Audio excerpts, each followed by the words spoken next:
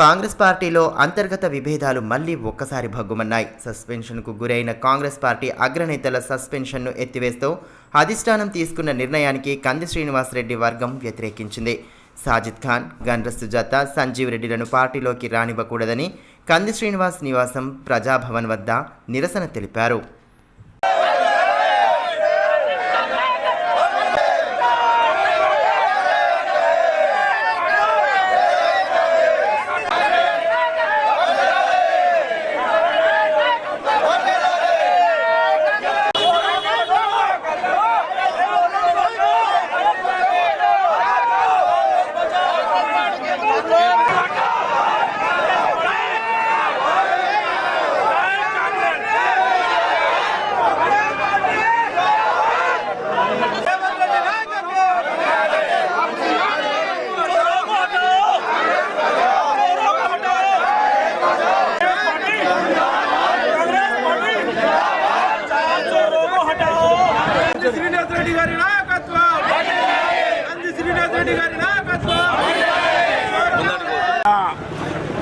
మరి కాంగ్రెస్ పార్టీలో చేరినటువంటి గండ్ర సుజాత గారు కానీ, సంజీవ్ రెడ్డి గారు కానీ, మరి అదేవిధంగా సాజిద్ ఖాను మొన్నటి అసెంబ్లీ ఎన్నికల్లో కాంగ్రెస్ అభ్యర్థిగా పోటీ చేసినటువంటి కంది శ్రీనివాసరెడ్డి ఓటమే మా ప్రధాన లక్ష్యమని ముందుకు సాగి రెబల్ అభ్యర్థిగా కేటీఆర్తో ప్యాకేజ్ మాట్లాడుకొని, ఇక్కడ జోగు రామన్నతో మాట్లాడుకొని ఇలా సంజీవ్ రెడ్డి గారిని రెబల్ అభ్యర్థిగా నామినేషన్ వేయించి మీరు ముగ్గురు కష్టపడ్డా మీకు వచ్చిన ఓట్లు 1900.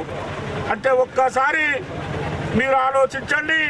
కేవలం కాంగ్రెస్ పార్టీ కార్యకర్తల్ని గందరగోళానికి గురి చేయడానికి మీరు ఆనాడు ప్రయత్నించిండ్రు.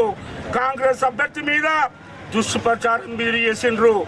ఇవాళ కంది శ్రీనివాసరెడ్డి గారు గత 5 ఎన్నికల్లో కాంగ్రెస్ పార్టీ అభ్యర్థులు ఎవరు సాధించినటువంటి ఓట్లు కార్యకర్తలందరి సహకారంతో 48,000 ఓట్లని ఇలా కంది శ్రీనివాసరెడ్డి గారు సాధించిందంటే ఒక్కసారి మీరు అర్థం చేసుకోమని చెప్పి వారికి నేను వలుకుతా ఉన్నాను.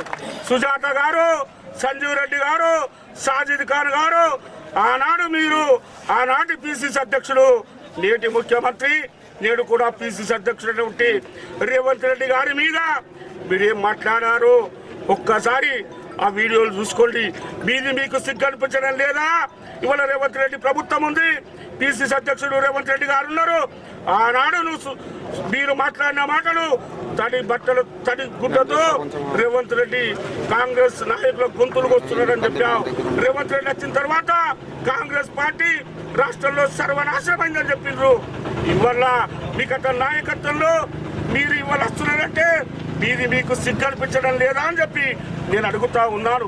ఇవాళ మా కార్యకర్తలందరూ, నియోజకవర్గంలోని కార్యకర్తలందరూ కంది శ్రీనివాసరెడ్డి గారికి ఒకటే చెప్పిండ్రు, సార్ మిమ్మల్ని వస్తే పనిచేయం, మేము ఇలా పార్లమెంట్ అభ్యర్థి ప్రచారాన్ని కూడా ఎక్కడికక్కడ నిలిపేస్తున్నాం, మేము ప్రచారంలో కూడా పాల్గొనమని చెప్పి ఇవాళ నియోజకవర్గంలోని కార్యకర్తలు 100 మంది వచ్చి ఇక్కడ నిరసన తెలియజేస్తా ఉన్నాం.